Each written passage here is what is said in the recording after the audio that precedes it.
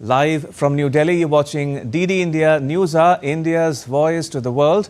I'm Ramesh Ramachandran. Coming up in the next hour. Funeral ceremonies for Iran's President Ibrahim Raisi and his entourage begin.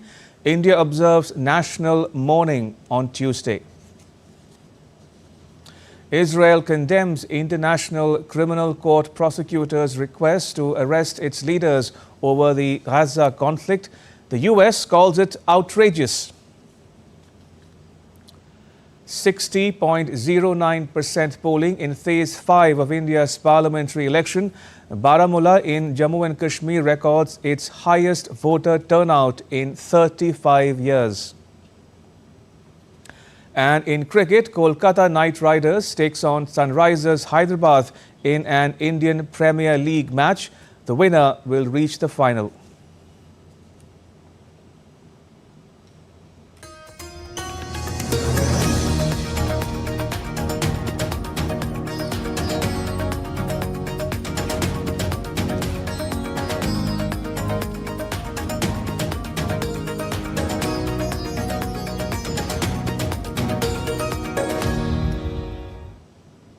The funeral ceremonies for Iran's President Ibrahim Raisi and those who died with him began on Tuesday. The President, Foreign Minister, 2 officials and the pilots were killed in a helicopter crash in northwestern Iran on Sunday. The mortal remains of the President, Foreign Minister and others were taken to Tabriz, the capital of Iran's East Azerbaijan province. According to the Iranian media, the funeral ceremonies for President Raisi will be held from Tuesday through Thursday. Iran has declared 5 days of mourning in memory of those who were killed in the crash. Meanwhile, Iranian government on Monday announced the investigation into the cause of the helicopter crash. Iran on Monday announced that it will hold a presidential election on the 28th of June. According to Iran's state media, the election calendar was approved at a meeting of the heads of the judiciary, government and parliament. In the meantime, Vice President Mohammad Mokhber has been appointed as the country's interim president.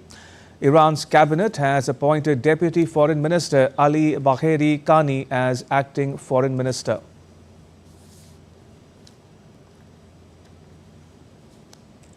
And joining me from Baghdad in neighboring Iraq is my colleague Stuart Smith. Stuart, what more can you tell us about the funeral ceremonies for Iran's president?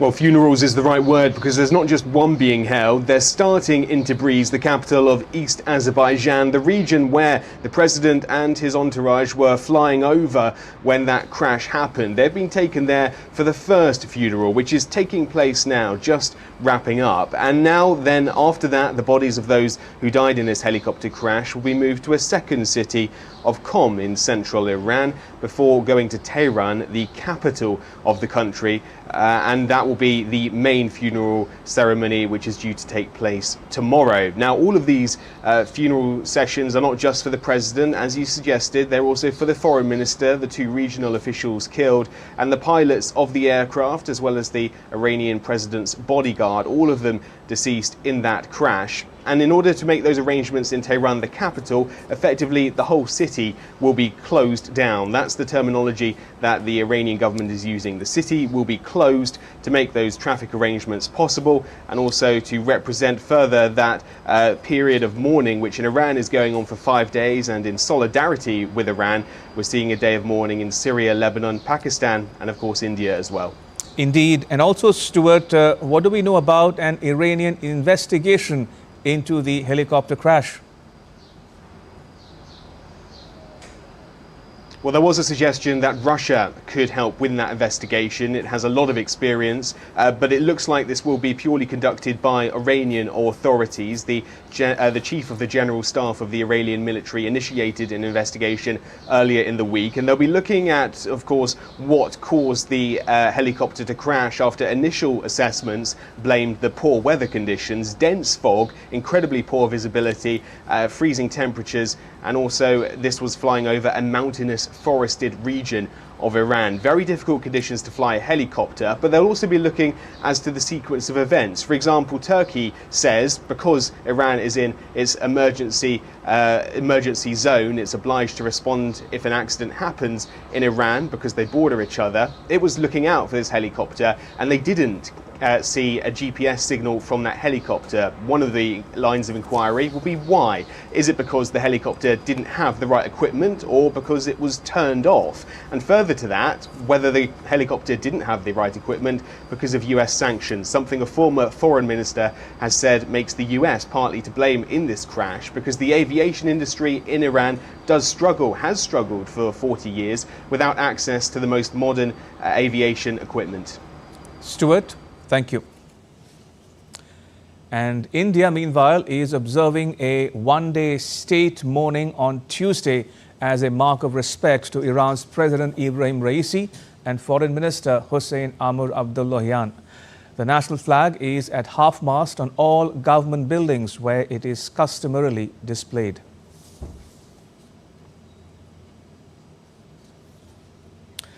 Paying tribute to Iran's President Ibrahim Raisi and Foreign Minister Hossein Amir-Abdollahian, India's External Affairs Minister Subramaniam Jaishankar said that India was able to finalize a long-term agreement on the Chabahar port because of their interest and initiative. On 13th May, India signed a 10-year agreement to operate the Chabahar port in Iran. The port offers India a gateway to reach the landlocked Afghanistan and Central Asia.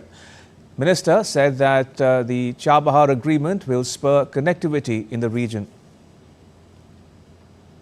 You know, we've been trying for almost 20 years now to have an agreement with Iran. We could have like a short-term agreement because there were a lot of problems on their side. But actually, in recent months, thanks to, in fact, the two people who unfortunately died yesterday in the helicopter crash, the President of Iran and the Foreign Minister of Iran, because of their interest and their initiative, we were actually able to finalize a long-term agreement. This is very important because if you look, you know, today, one of the big things in the world is how do you make connectivity corridors? Outrageous. That's how US President Joe Biden described the International Criminal Court prosecutor seeking arrest warrants for Israeli and Hamas leaders. Biden is promising to stand with Israel. Meanwhile, Israel's Prime Minister Benjamin Netanyahu has condemned the move against him as a moral outrage of historic proportions. He has vowed to continue with what he insists is a just war against Hamas. DD India's Benji Haya has more from Washington, D.C. Well, this is a rather forthright denouncement from the Biden administration, a quote, a fundamental rejection of what officials here call the ICC's shameless push for arrest warrants for both Benjamin Netanyahu and Israel's Defense Minister Yoav Gallant over war crimes and crimes against humanity in Gaza. Let me be clear. We reject the ICC's application for arrest warrants against Israeli leaders. Whatever these warrants may imply, there is no equivalence between Israel and Hamas. And it's clear Israel wants to do all it can to ensure civilian protection. But let me be clear. Contrary to allegations against Israel made by the International Court of Justice, what's happening is not genocide. We reject that. We will always stand with Israel and the threats against its security. You have to hear this to believe this.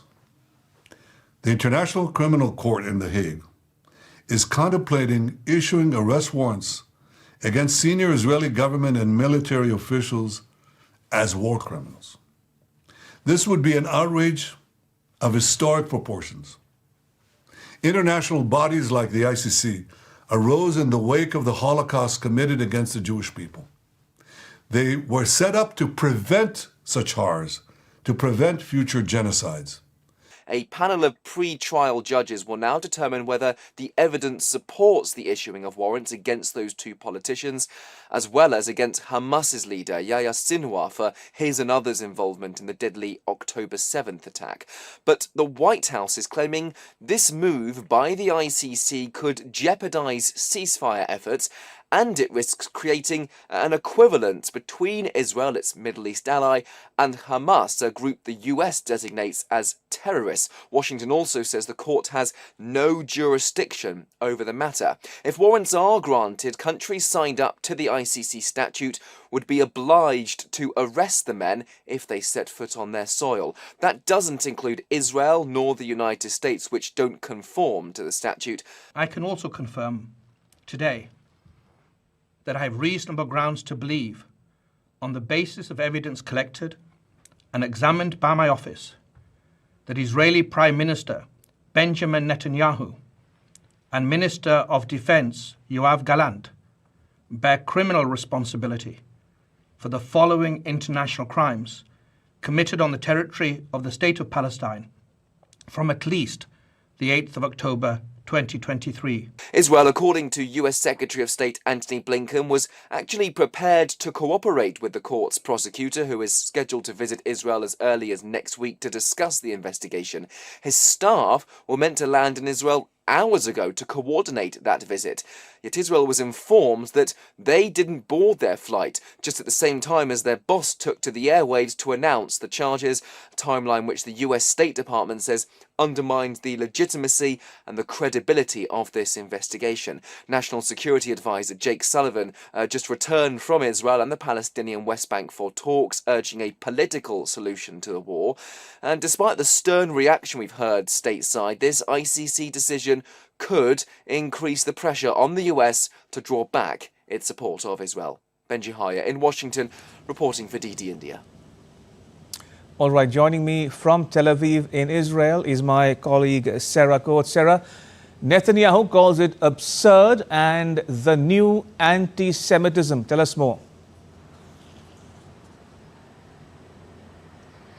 He's also calling it a complete distortion of reality, scandalous, saying that nothing will stop me or us. Now, we're really seeing furious reactions coming in from right across the political spectrum here in Israel. The Foreign Minister, Israel Katz, he says that this is an unrestrained attack on the victims of October 7 and also the hostages that are still being held in the Gaza Strip. Now, he has instructed the Israeli Foreign Ministry to open a situation room to deal with this and to really focus on fighting these charges, while Israel has, over the last few hours, been reaching out to its key allies like the United States. And we heard some of Biden's responses there in Benji's report.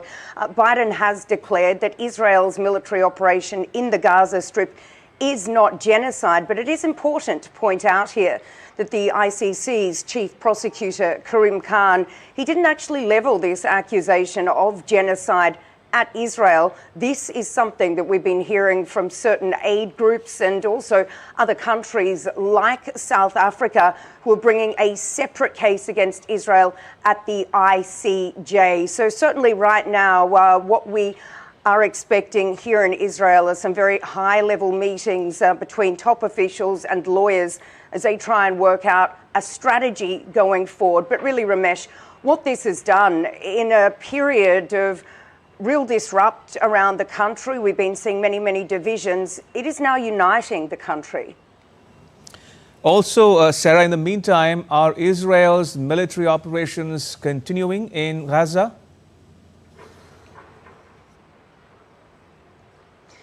They certainly are. The Israeli military says that over the past 24 hours, it has hit some 70 targets. These are things like weapons storage facilities, also rocket launchers belonging to Hamas and other Palestinian factions like Palestinian Islamic Jihad. Now, we can report that heavy fighting is continuing right across the Strip. We're talking about Jabalia up in the north, even Beit Lahia a little further north of Jabalia, also the centre of the Strip along that Netzarim corridor, and down in this southern region, Rafah, which we all know was up until fairly recently declared a safe zone. Now, it was yesterday that the Israeli military came out to say that already some 950,000 internally displaced Palestinians, that they have now fled Rafah. They've gone to other evacuation zones like Al-Mawasi on the coast. But people on the ground, they say simply nowhere is safe in the Gaza Strip. And Ramesh, just fairly briefly, Sure. we do need to also point out that there's a rather large military operation ongoing right now in the West Bank city of Jenin. According to the Palestinian Health Ministry there, some 7 people have been killed in this raid that is ongoing. We are hearing reports of ambulances being blocked and heavy armoured bulldozers rolling in, with the IDF calling this a counter-terror operation. Ramesh.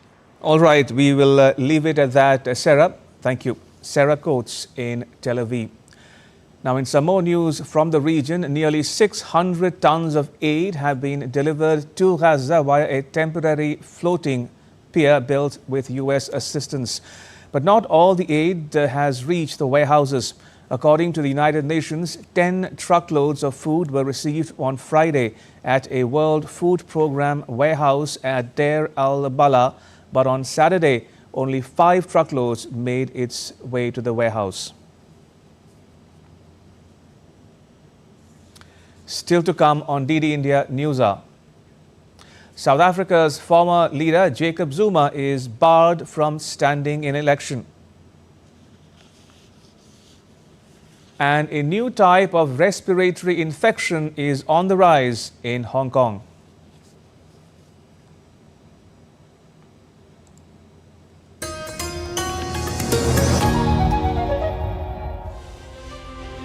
As India decides in the world's largest election, we help you feel the pulse of the nation. I am Sakal Bhatt. I am Shubhendu Ghosh. This election season, join us on a journey of India.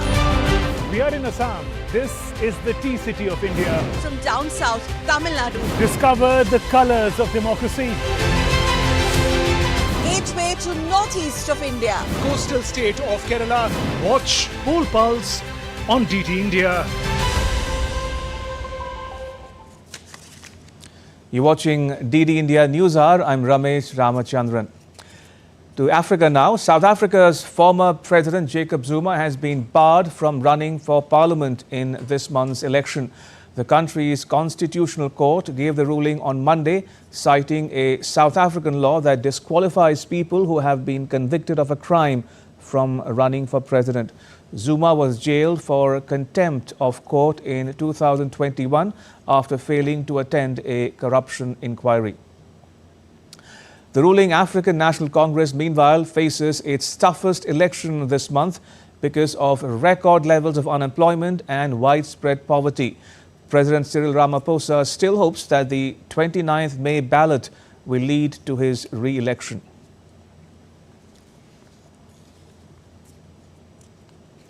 Joining me from Tanzania is my colleague Daniel Kijo. Daniel, can the judgment influence the outcome of the 29th May election? Could it, for instance, trigger unrest from Zuma's supporters?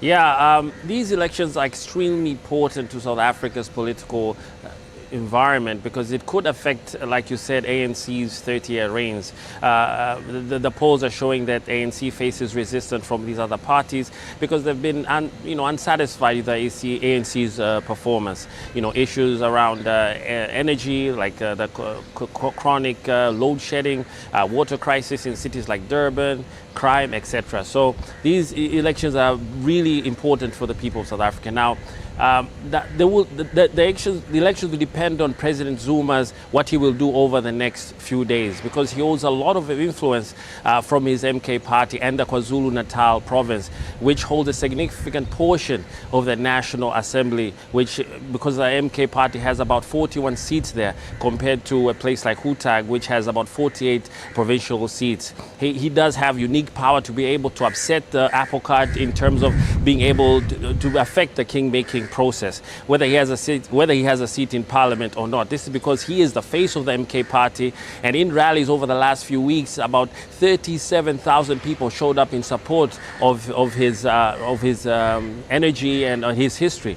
And indeed, a riot is very possible because it has happened in the past. In 2018, during his sentencing, about 300 people died. There were acts of violence and looting. So as these parties head towards a final campaigning this weekend, it remains to be seen really how former President Jacob Zuma chooses to handle these next 72 hours or so. Now, that said, Daniel, does the ruling ANC still retains its popularity? If you allow me a moment, I ask you this because reports say that Zuma can still campaign for his MK party, and if he cuts into the ANC's support base, incumbent President Cyril Ramaphosa may be forced to negotiate a coalition with one or more of the many small opposition parties to ensure that he is re-elected.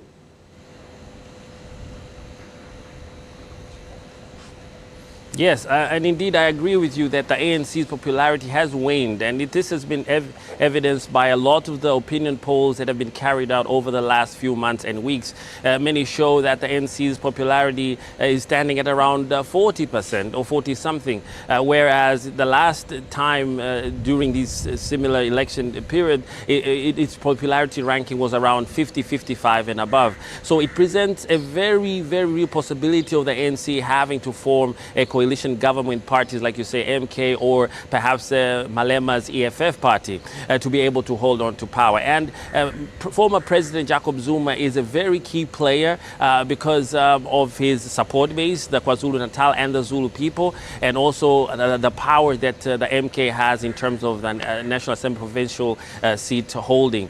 So even if he may not have a seat in the National Assembly due to this sentencing, he still has a lot of power in South African politics. And his intention, as he has shown, is to protect his political legacy, which he feels has been tarnished by the 2018 occurrences and also by his mother party or his former party, the ANC. So as these next 4 days unfold, as these last days of campaigning, Jacob Zuma and Ramaphosa go to war, and it could indeed change the face of South African politics going forward. So it is an absolute critical time in South Africa's history. 30 years with the ANC, people are waiting to see that will this election change that in the next 30 years.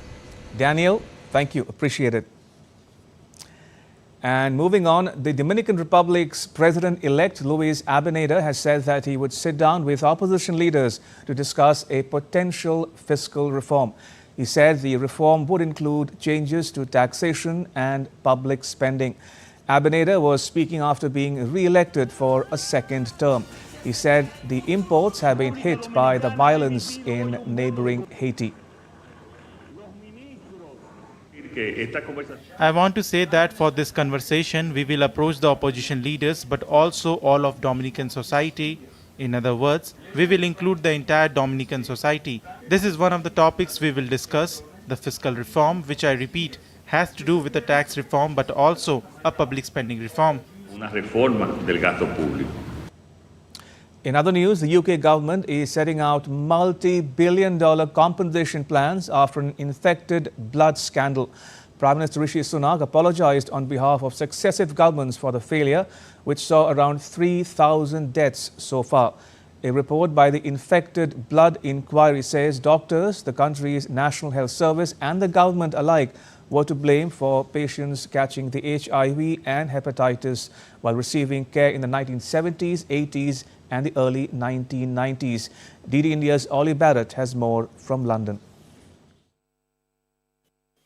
Prime Minister Rishi Sunak apologising on behalf of the government and successive governments before his for their role in the infected blood scandal, which affected over 30,000 people, we think, being infected by blood that they were effectively wrongly given. It transpired eventually. The scandal has led to around 3,000 deaths already, and more deaths, we know, sadly, are going to follow as a result of people being given blood transfusions, for example, with infected blood, leading to conditions like HIV and hepatitis C as well. It's being described as as the biggest ever disaster in the history of Britain's National Health Service. A major report was released on Monday which concluded that government, doctors, the NHS itself were all responsible, not just for the scandal, not just for the infected blood being given to patients, but also for a cover-up that followed. Now, on Tuesday, the UK government is setting out a multi-billion-dollar compensation scheme for victims and their families. One of the key questions that campaigners are asking is exactly how quickly some of the people affected who require compensation will receive that compensation. One of the other key questions that many campaigners continue to raise is, will there be any criminal prosecutions over this scandal going on into the future? That is a question we still don't have an answer to. Prime Minister Rishi Sunak describing the publication of that report as a day of shame for the British state, apologising, as I say, on behalf of the government. This is a day of shame for the British state. Today's report shows a decades-long moral failure at the heart of our national life. From the National Health Service to the civil service, to ministers in successive governments, at every level, the people and institutions in which we place our trust failed in the most harrowing and devastating way. And we also heard from the leader of the opposition Labour Party, Keir Starmer, apologising on behalf of his party for the times when it was in government during the period that we are looking at here, which covered the 1970s, the 1980s and the early 1990s. Ollie Barrett in London reporting for DD India. All right, now take a look at what else is making news around the world. Authorities in Hong Kong have asked people to take an injection to guard themselves against a new type of respiratory infection on the rise in recent weeks. People over the age of 60 with chronic ailments are the most vulnerable. The symptoms include fever, coughing, runny nose, loss of appetite and fatigue. The head of Food and Agriculture Organization has spoken about the importance and role of bees in agriculture, ecological balance and preservation of biodiversity. The official was speaking at an event at the Italian presidential estate to mark World Bee Day on Monday. The United Nations established the World Bee Day in the year 2017.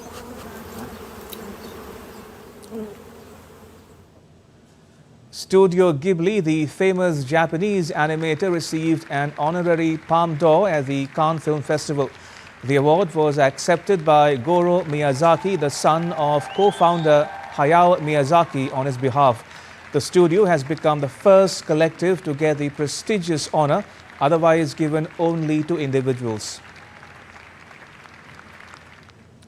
Distressed by the littering and traffic hazards, authorities in Japan have erected a fence around Mount Fuji, one of the famous destinations for tourists. The location is known for its scenic views.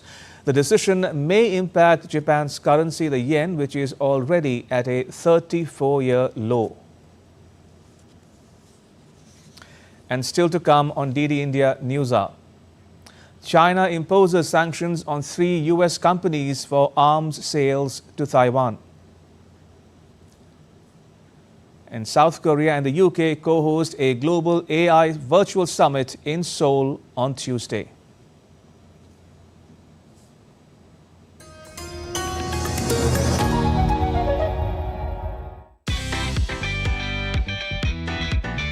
We are in Cannes, the famous city on the French Riviera. The 77th edition of the Cannes Film Festival is here. So soak into 12 days of world cinema and the hottest fashion trends. The famous 24 steps leading to the Palais des Festivals, where most of the cinema at this festival is screened, are beckoning. Join me, Munmun Bhattacharya, as I take you through all the buzz around the festival and on India's participation in it, only on DD India.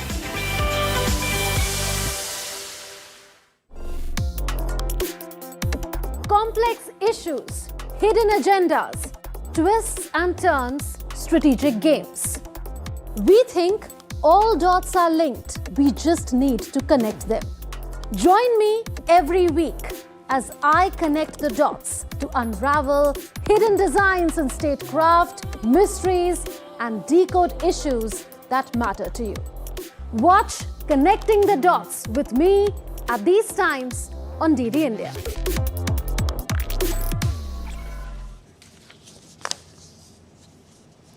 You're watching DD India News Hour. I'm Ramesh Ramachandran. A quick recap of the headlines. Funeral ceremonies for Iran's President Ibrahim Raisi and his entourage begin. India observes national mourning on Tuesday. Israel condemns International Criminal Court prosecutors' request to arrest its leaders over the Gaza conflict. The US calls it outrageous. And in cricket, Kolkata Knight Riders takes on Sunrisers Hyderabad in an Indian Premier League match. The winner will reach the final.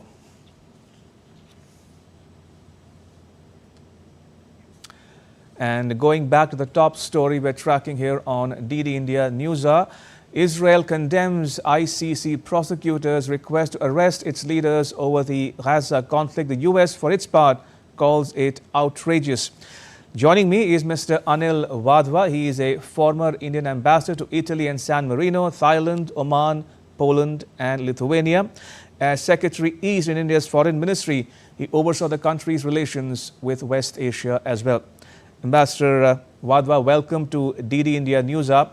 I have a couple of fundamental basic questions to ask of you for the benefit of viewers joining us from around the world.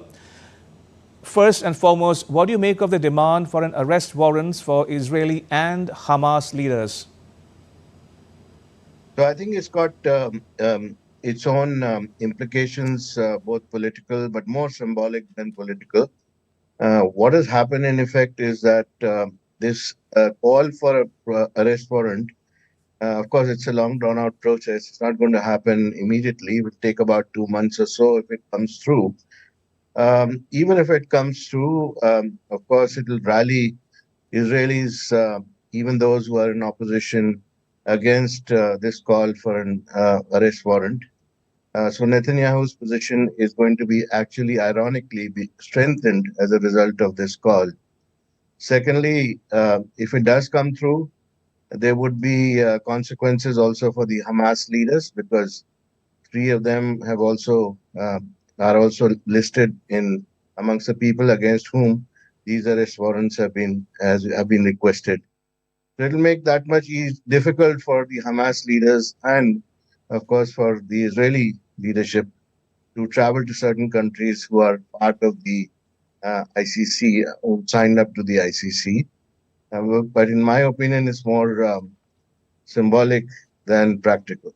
Okay, that said, Ambassador Wadhwa, do you see merit in the ICC prosecutors' argument that there are quote-unquote reasonable grounds to believe that the 5 men bear criminal responsibility for alleged war crimes and crimes against humanity? I think it's more of a political gesture on the part of the ICC. As we all know, Israel is not part of the ICC, not joined the statute, the Rome Statute, and neither has the United States or UK for that matter. So it's coming now at this juncture after much has been done in Gaza and in Israel, and so many efforts have been made to stop the war. It's only going to add to the confusion, in my opinion. So therefore, I would look at it from a political perspective rather than a practical move. All right, fair enough. Another question that's agitating many a mind as we speak around the world is, what's the way forward in Gaza? So the way forward in Gaza, of course, is to stop the fighting as soon as possible. And for that to happen, I think both sides need to show some amount of flexibility. You can't have, everything which one side can accept, because you have to have a give and take. And in this, I think the key role has to be played by the United States, because they seem to be the only country with an influence over Israel. And not much has happened despite what the United States has been saying in public. But I think they need to step up here and make sure that the ceasefire happens as quickly as possible. And after that, we need a roadmap as to how Gaza is going to be governed. And that is very, very important, which unfortunately Benjamin Netanyahu has failed to produce so far. And is a two-state solution probable, Ambassador? Given the current leadership in Israel, it's not likely at all. Okay. But unless you have a change in leadership and you have a change in mindset, that seems to be the only way forward, judging by the consensus which has evolved around that kind of a solution. And last but not the least, Ambassador Wadhwa, what are India's stakes in the region and beyond, given what is happening between Israel and the Hamas and also developments in the Gulf? So India, as you know, has got a large amounts of its population is diaspora, which are living and working in the region in West Asia and the Gulf. That's the main interest that India has.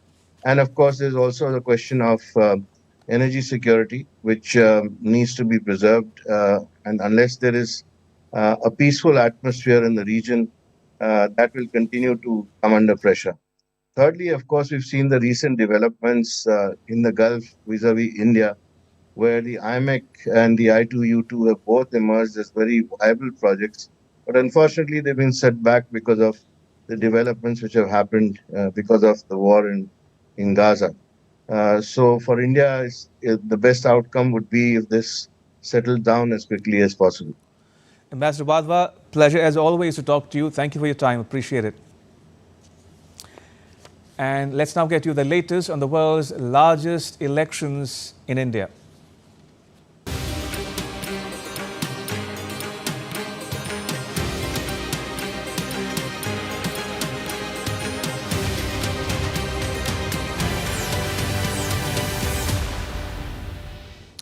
Polling in the fifth phase of India's parliamentary election on Monday recorded a voter turnout of 60.09%. 49 seats across 6 states and 2 union territories went to the polls in the fifth phase. The state of West Bengal saw the highest voter turnout of 74.65%. 67.59% people voted in Odisha and 63.07% in Jharkhand. 69.62% voted in Ladakh. It was the first time that it held an election after becoming a union territory. Baramulla in the neighboring Jammu and Kashmir recorded 57.4% polling, which is the highest since 1984, both in terms of polling percentage and absolute numbers. Some of the candidates whose fate was sealed on Monday included Rajnath Singh, Piyush Goyal and Smriti Irani of the BJP and Rahul Gandhi of the Congress Party. India's Prime Minister Narendra Modi has hailed the people of Baramulla parliamentary constituency for recording its highest ever voter turnout. He said the active participation of the voters is a great trend. He said, and I quote, "Compliments to my sisters and brothers of Baramulla for their unbreakable commitment to democratic values. Such active participation is a great trend," unquote. Meanwhile, campaigning is on in full swing for the last 2 phases of India's parliamentary election. It has reached a feverish pitch as leaders make a final push to secure votes. India's Prime Minister Narendra Modi addressed a public rally at Maharajganj in Bihar. He said the opposition alliance is not a political platform, it is the platform of scammers. इंडी गठबंधन का मंच राजनीतिक मंच नहीं, लाखों करोड़ों के घोटालेबाजों का सम्मेलन है। भ्रष्टाचार का अता पता, उसका नाम है इंडी गठबंधन। इनके मंच पर करीब 20 लाख करोड़ रुपए के घोटालेबाज एक साथ बैठते हैं। The Prime Minister will also hold public meetings at Prayagraj and Varanasi in Uttar Pradesh.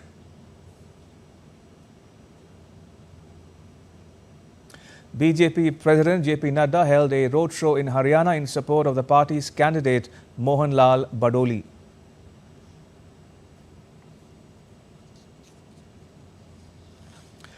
Another BJP leader and Home Minister Amit Shah campaigned in Odisha.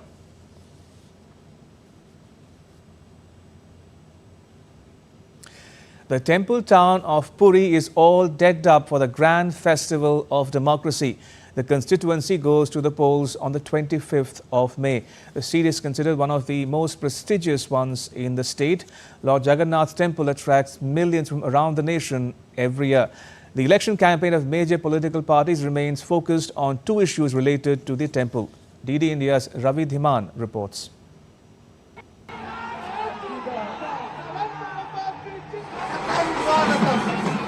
Prime Minister Narendra Modi during a massive roadshow in Odisha's Puri town.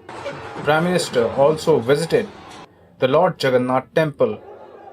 PM also met the temple servitors and promised solution to the lost keys of the temple treasury. Later in the public meetings in the state, Prime Minister targeted the Biju Janata Dal-led state government on the issue of mysterious disappearance of the keys to the Ratna Bhandar or the jewel store of the temple. BJD सरकार में जगन्नाथ जी का मंदिर भी सुरक्षित नहीं बचा है। पिछले 6 साल से श्री रत्न भंडार की चाबी का अता पता नहीं है। पूरे देश की श्रद्धा, सदियों से जो पूजा होती है, जिसका मालिक स्वयं भगवान जगन्नाथ है, अरे हमारे घर की चाबी खो जाए तो भी हम मन्नत करते हैं, महाप्रभु जगन्नाथ जी मेरे घर की चाबी जरा खो गई है, कुछ मदद करो। और महाप्रभु जगन्नाथ जी के आशीर्वाद से घर की चाबी भी घंटे 2 घंटे में मिल जाती है। 6 साल हो गए, रत्न भंडार की चाबी खो गई है। In April 2018, the state government made an attempt to open the Ratna Bhandar situated near the sanctum sanctorum of the temple, but the keys could not be found. The treasury of the temple contains the gold and jewelries offered by devotees across the world through the years. The state government then ordered a judicial inquiry, and the report was also submitted in November 2018. The report has not yet been made public by the state government. BJD on its part is trying to downplay the entire issue, and its leaders are saying that Ratna Bhandar will be opened during the Rath Yatra scheduled in few months' time. The BJD is trying to showcase the much touted Puri Parikrama project as an excellent achievement. One section of the corridor project around the Lord Jagannath Temple was inaugurated earlier this year. But most important, if you are asking Puri specific question, there are 3-4 things. One is, yes, this parikrama, because everything revolves around the temple here. Everyone's, whether it's tourism, whether it is people's livelihood, everything, and their lifestyles, everything is temple centric here. There is not a single thing which is not temple centric. So they started the infrastructure backup. Whatever is going on inside the temple, that is as per rituals and whatever, that nobody can do anything. They're going on for last 800 years. There are set traditions, there are set rituals. Puri, one of 4 Char Dham sites for the Hindus, goes to poll in the 6th phase on 25th of May. The seat has been a Biju Janata Dal bastion since past many elections, with the party's nominees winning it by huge margins, except in 2019 when the BJP managed to considerably reduce the lead. Now the temple town is agog with a political slugfest between the two major parties, BJP and BJD, on issues revolving around the most important landmark of not only the town but the entire state. Be it the issue of the temple corridor project, for which the state government of the BJD is trying to take all the credit, or the mysterious case of missing keys of the Ratna Bhandar, it is beyond doubt that this electoral season, the Lord Jagannath Temple and the issues associated with it have taken center stage in politics also. In a city used to the chants of Jai Jagannath in almost everything and everywhere. This time around, two main issues have taken center stage, that is, the missing keys of the Ratna Bhandar and the Temple Corridor project. With camera person Sanjay Jaina in Puri, Ravi Dhiman for DD India. Meanwhile, the opposition parties are not leaving any stone unturned to woo voters. Congress President Mallikarjun Kharge held a public meeting in Haryana's Yamuna Nagar. He will address a public rally next in Haryana's Pataudi. Congress leader Priyanka Gandhi and Samajwadi Party leader Dimple Yadav held a roadshow in Uttar Pradesh's Prayagraj. Congress leader Rahul Gandhi will hold a public rally in Jharkhand. Bahujan Samaj Party chief Mayawati is to hold a rally in Uttar Pradesh's Jaunpur. And Delhi Chief Minister Arvind Kejriwal and Congress Party's Northeast Delhi candidate Kanhaiya Kumar will hold a joint roadshow in Delhi's Bhajanpura.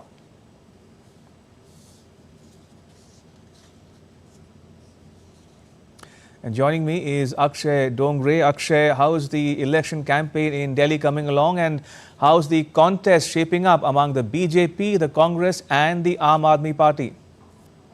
Well, the competition between these three political parties have in fact gotten quite interesting here in New Delhi. As far as the election is concerned, we have seen that how the Aam Aadmi Party and the Congress Party, who have been rivals for the past 10 years, have come together to stop the BJP from again sweeping the union territory along with the neighbouring states, including Haryana, which was also swept by the Bharatiya Janata Party in 2019 elections. However, when we look at the ground, the situation is not as rosy as the leadership of the Congress and the Aam Aadmi Party have been portraying it to be.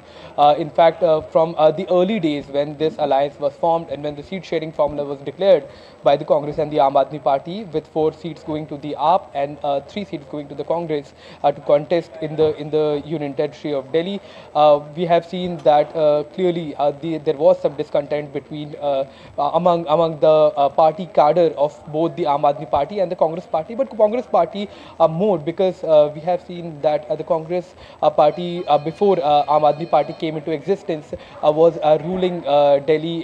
They remained in power for about 15 years before Aam Aadmi Party removed them from power. Aam Aadmi Party has been forming government for the past 10 years, and they have been majorly eating onto the vote share of the Congress Party and the Congress voters.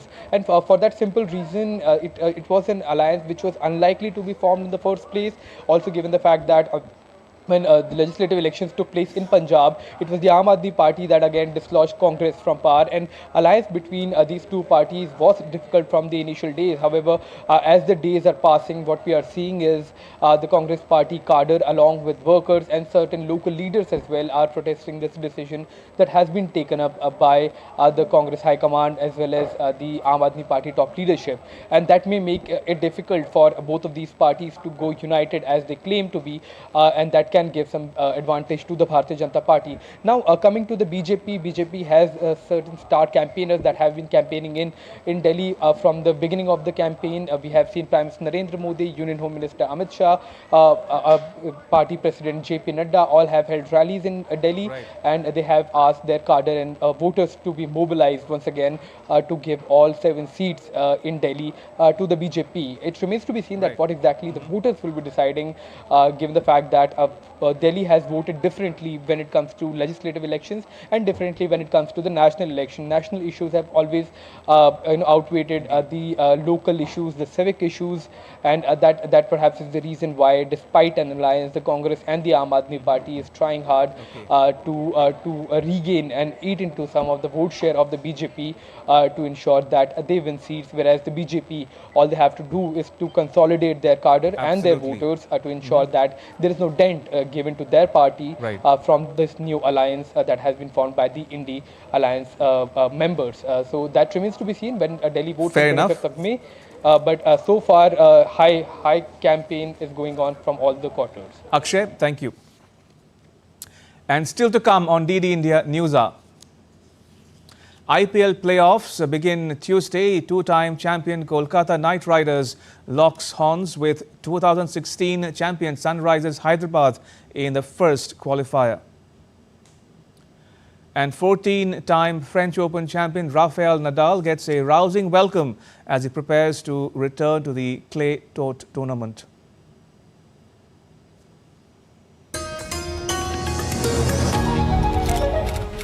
Versus facts. In-depth news and analysis with experts who will help you decide why this election matters. DD India is the main election headquarters with numbers most accurate, data most reliable, and viewership across the platforms. Stay tuned to the Great Indian Election only on weekdays at 8:30 p.m. IST and 1500 hours GMT. You're watching DD India News Hour. I'm Ramesh Ramachandran. Now, China has imposed sanctions on 3 U.S. companies for arms sales to Taiwan. China's Ministry of Commerce announced sanctions against Boeing and 2 other defense companies on Monday. China's Ministry of Commerce placed Boeing's Defense, Space and Security Unit, General Atomics Aeronautical Systems and General Dynamics Land Systems, forbidding their further investments in China, in addition to travel bans on senior management for the companies. The move is the latest in a series of sanctions that Beijing has announced in recent years against defense companies for weapons sales to Taiwan. In some more news from the Indo-Pacific, South Korea and the UK are co-hosting a global AI summit in Seoul to discuss the creation of regulations to ensuring that AI is developed, deployed and used in ways that are safe and sustainable. UK Prime Minister Rishi Sunak and South Korea's President Yoon Suk-yeol will oversee the virtual summit on Tuesday. The summit comes about 6 months after the inaugural AI Safety Summit, which was hosted by Britain in November last year. And now to news from the world of sport. The playoff of the 17th season of Indian Premier League begins Tuesday. Table topper Kolkata Knight Riders will face Sunrisers Hyderabad in the first qualifier at Ahmedabad. It brings together 2 of the most belligerent batting sides this season, particularly in the power play. With the strength of its opening stands being central to its success, KKR might look slightly weaker in that department. Phil Salt's departure has broken his partnership with Sunil Narine at the top of the order. The Kolkata side was the first side to qualify for the playoffs of the tournament.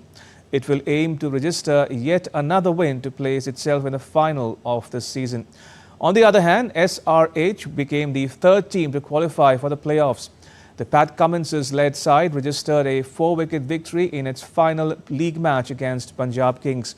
This win propelled its position to 2nd place in the standings, enabling it to compete in the qualifiers against the table topper KKR.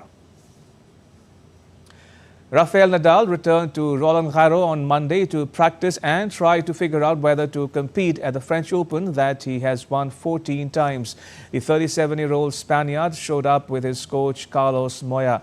The tournament begins on Sunday and it remains uncertain if Nadal will enter. He is still regaining his match readiness after missing nearly all of 2023 with a hip injury that required surgery and much of this season because of problems with a hip muscle and an abdominal muscle. His recent loss in the Italian Open's 2nd round left Nadal unsure about whether he would consider himself ready for the French Open. Australia's governing body of football on Tuesday confirmed that Australia's women's soccer team captain Samantha Kerr has been ruled out of the upcoming Paris Olympics because of an injury. Football Australia said that the 30-year-old skipper will continue her rehabilitation program in home club environment and will not be available for selection for the Paris Olympic Games. The statement was released on the day Australia's head coach Tony Gustafsson unveiled a 23-strong roster for the international series against China in Adelaide and Sydney. The squad features a slew of stars who helped the team qualify for the Olympics, including goalkeeper Mackenzie Arnold, defender Ellie Carpenter and forward Mary Fowler. The World Cup winning captain and Inter Miami star Lionel Messi will lead Argentina's 29-man squad for the friendly matches ahead of Copa America. The defending World Cup and Copa America champions will lock horns with Ecuador on the 9th of June and Guatemala 5 days later before putting the Copa America title on the line. Copa America will take place from 20th of June to 14th July in the US, with Argentina being the defending champions, having won the title in 2021. Argentina is level with Uruguay for most Copa America titles at 15 apiece. The team managed by Lionel Scaloni includes 22 of 26 names from the 2022 FIFA World Cup winning team in Qatar, such as Messi and Angel Di Maria.